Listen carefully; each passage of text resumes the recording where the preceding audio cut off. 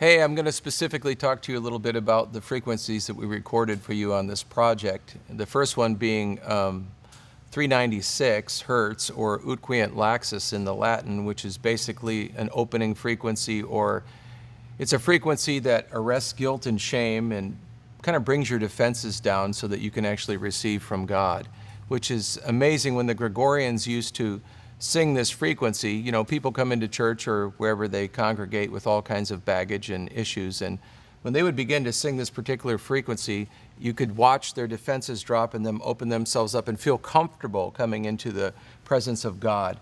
It has an effect on the body, typically in the blood, adjusting pH in the blood, the liver function, bone structure, brain, neurotransmission, kidney meridians in the body.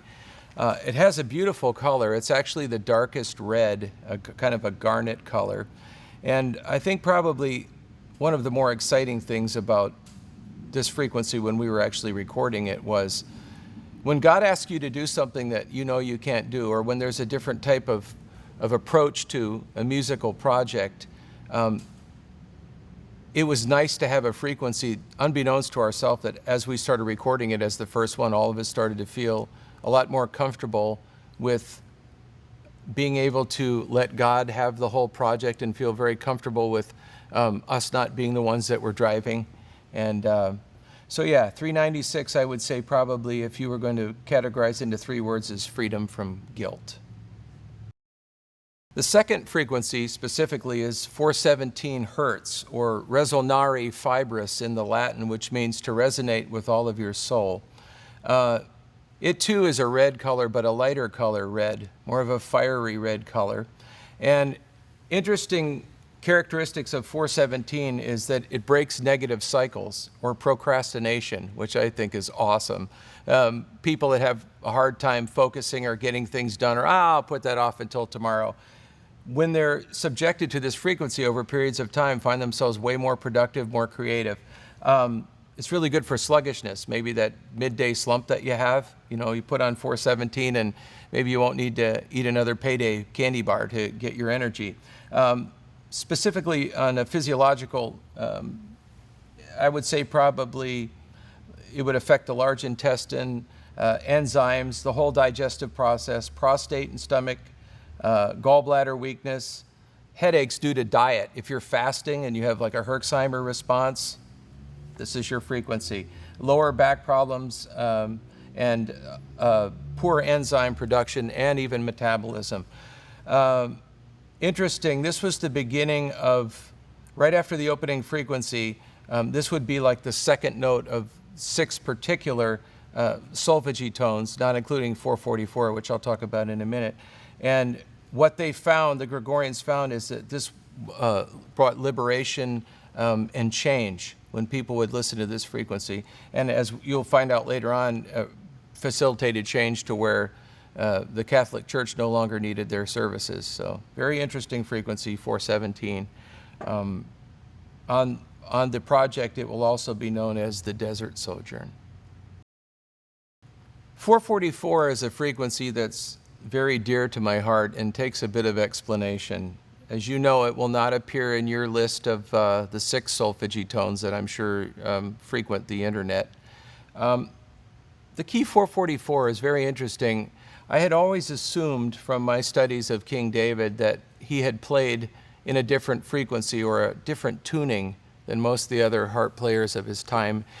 There were many harp players during David's time, but David is the only one that we have any kind of history about that when he played there was a reaction to his playing, which I find really interesting. 444 Hertz is exactly 4 cents above what we call the Stuttgart tuning, or our typical 440 tuning, which people use to tune their instruments to today.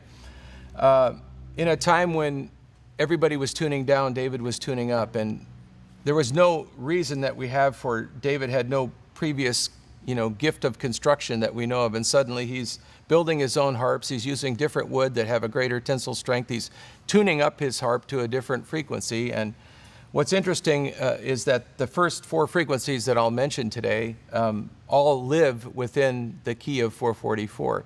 When I was in Jerusalem, I was in a coffee house in Ben Yehuda Street, and there was a young man playing piano in there, and it was interesting. He was playing Christian songs that I knew from the United States, but he was playing them in this coffee house, and he kept looking at my table and laughing and smiling at me. And it was a little awkward at first until he came over to the table and introduced himself as David, which I thought was phenomenal, and began to tell me his studies of restoring all of David's psalms back to music again from ancient literature that he had collected and things that he had found even in some of the ancient excavations of Gad. And what I found that shocked me is from the notations he had, it proved point positive that David's tuning, of course, there was no absolute tuning. So I'm not saying that it was exact. I am saying, though, that it would border right around 444.4 is where David's tuning was. So 444, I call 444 the key of David because that's what his harp was tuned to, open tuning. It affects the lungs significantly. Pneumonia, blood, again, circulation, really important cellular oxygenation, which I think is really interesting, lymphatic drainage, and the spleen, which is, of course, the filter for your blood. The color of 444 is a dark orange. We're moving now, obviously, in our rainbow colors, a little bit past red now into the orange realm. 444 has become extremely important to me as a musician because all of my instruments are now tuned to 444.4. The people that I play music with have also tuned their instruments to the same. And this project that you're holding in your hand, hopefully by now, was recorded. The first 4 frequencies were all recorded out of the key of 444. So 444 to me is the linchpin of this whole project. There's a lot of talk right now about the frequency 528, and for good reason. Physicists, biologists, chemists, doctors have realized that this particular frequency, 528, when patients are subjected to it, it actually extends telomere length, which is what we call life extension, which is kind of the hot topic now in the health and wellness arena, as well as repairing broken DNA, which is, of course, the source of all disease. Extremely important, becoming quite popular. Interesting, frequency 528's Latin name is Mira Gestorum, which means the miraculous frequency. All along, there was, in the early Gregorian times of the Roman Catholic Church, most people assumed that church was always boring and that people were always falling asleep and that it was something they felt obligated to do that they really didn't enjoy, and nothing could be further from the truth. Originally, when the Gregorians would begin to sing, there's wonderful reports that people were spontaneously healed. There was great excitement. People didn't want to leave. And wouldn't that pretty much be indicative of the presence of God? When you're really in the presence of God, you don't want to leave. When you're in the presence of man, you can't wait to get out of there. So 528, all kinds of amazing things. It's called the Miraculous Tonic frequency. It's basically good for just about anything that ails you, but especially when it comes to your DNA.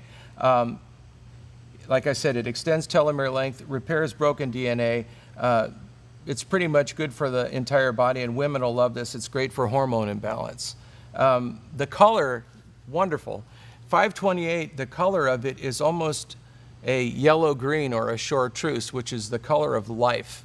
And oftentimes people say when they've been subjected to 528 that they feel like they're actually being brought back to life or revived. So 528, very, very powerful. Actually, the name for that particular frequency on your project will be 528 Hertz or transformation.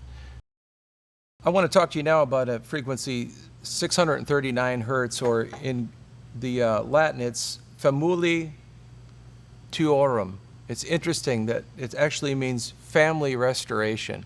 And when I saw that, I was like, wow, there's really a frequency that elicits reconnection. You know, in the Bible, we talk about a season where the hearts of the children will be restored to their fathers. And there's actually a frequency that they have found that literally breaks down the barriers between disgruntled behavior between families and, of course, in a larger scale, all of us as humans.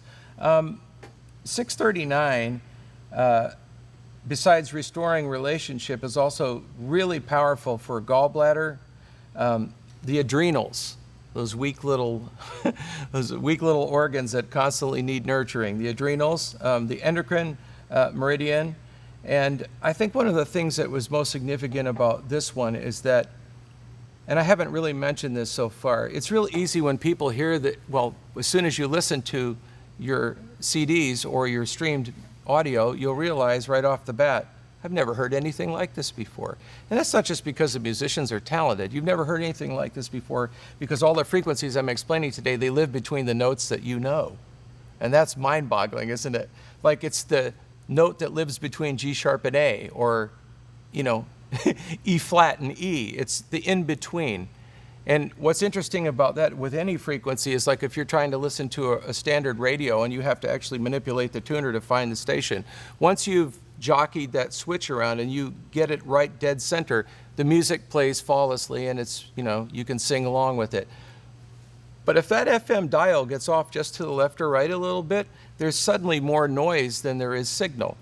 And that's exactly what happens with frequency. They're absolute. They have to be what they are to do what they do. Everything has a frequency. Everything has a resonant frequency.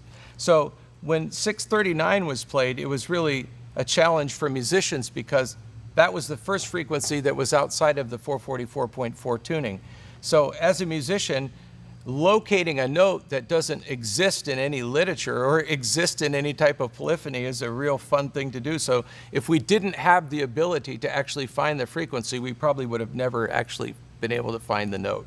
So at the end of the day, a beautiful color blue is indicative characteristic of the frequency 639, which technically, if it was a note, would be very close to E flat. So 639.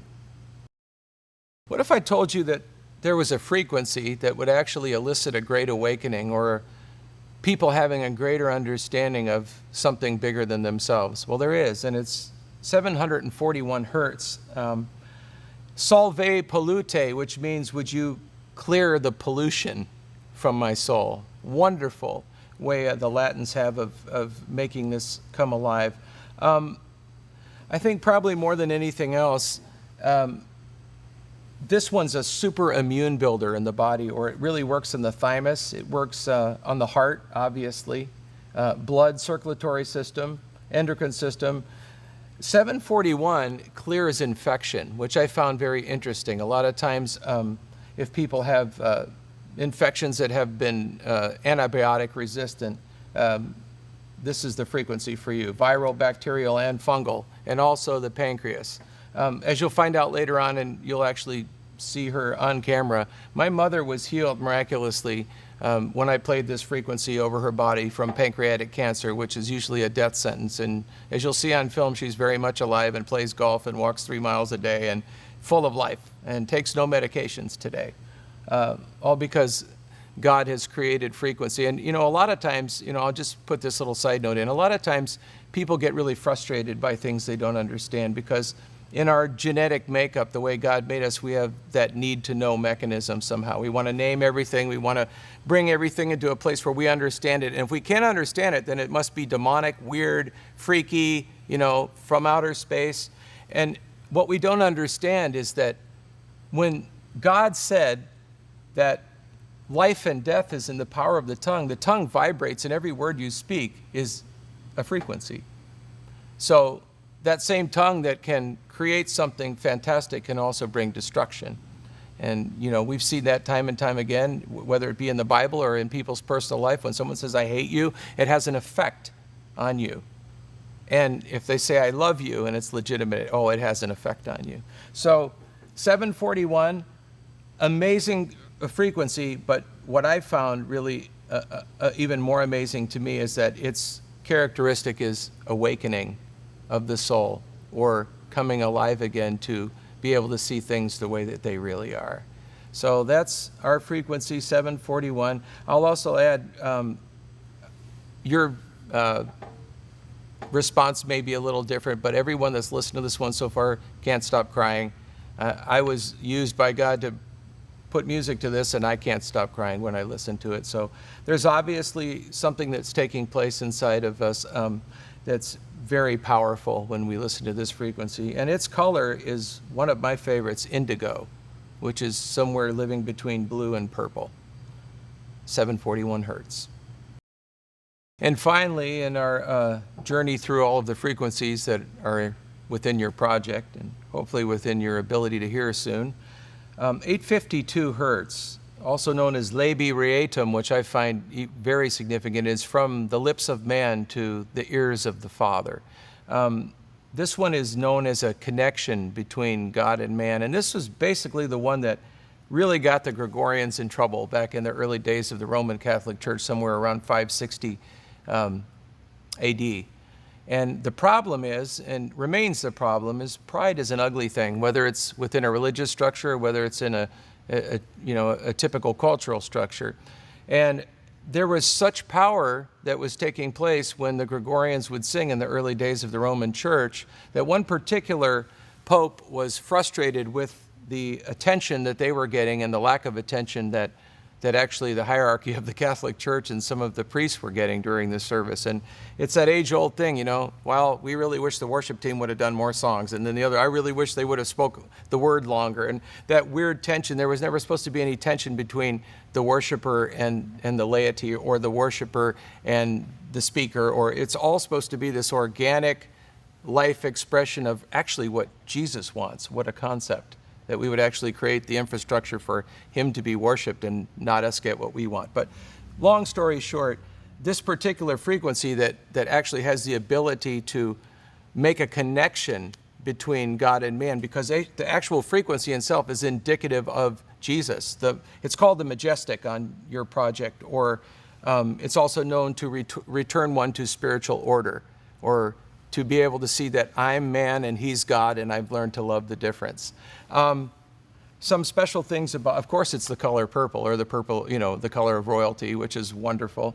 Some of the things that I can tell you right off the bat about this one is, like I said, they eventually removed all of these from their polyphony, changed the tuning all around 560 AD. It was the Pope that was, it's unbelievable to me. It's hard to even talk about sometimes, but that between a 400-year time, Pope Gregory, or Gregory the Great, and Emperor Constantine, between the two of them had pretty much neutered Christianity to the point where it was somewhat unrecognizable as the first century form from the second chapter of Acts. So a lot of times people say, what happened to Christianity, or what happened to spirituality? Or it doesn't take long for something to go from extremely potent to extremely, devoid of any power at all. And usually it has something to do with man. Just like gossip. Somebody could tell you a story and you can hear it from the horse's mouth, but by the time it gets around 20 or 30 people, the story's changed, quantum, and it was only a matter of hours. So you can imagine now that after 400 years, 500 years after Jesus' death, that the church is already in a downward spiral. And now there's jealousy between the hierarchy of the Catholic Church and the people that sing, that other Roman Catholics that actually are their worship team, for lack of a better expression, now they're getting too much attention. Well, the reason they're getting attention isn't because of them and a persona, it's them because when they sing these tones, miracles are happening.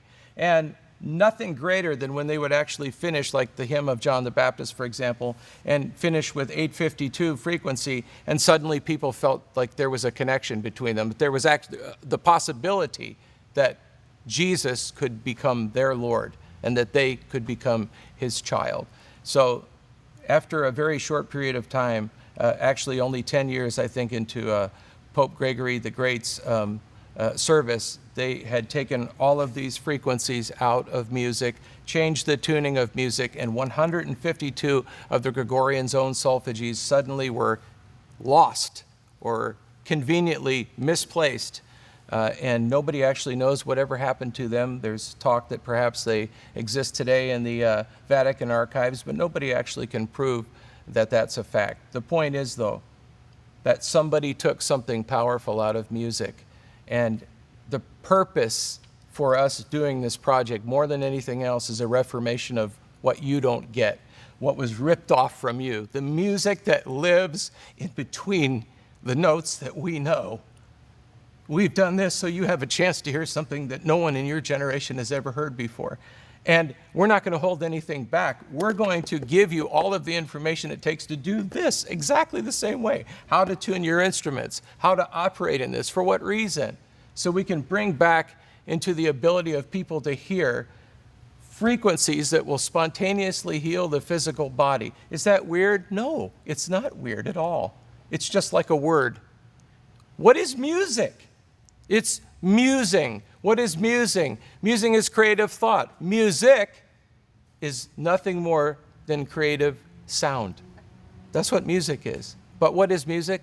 Elementally, music is God. What is love? Oh, it's God. What is art? God. Science? God. He's the source. So there isn't anything weird or new age. In fact, it's as old as you can think. It's ancient information.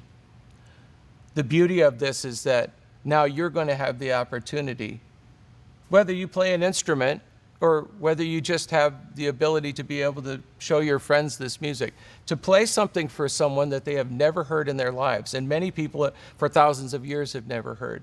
So yeah, part of this is we want to see people healed and we want to see people liberated. We want to see people set free from themselves, but we want to see a reformation of music. And we want everything that God gave us to be intact in our generation.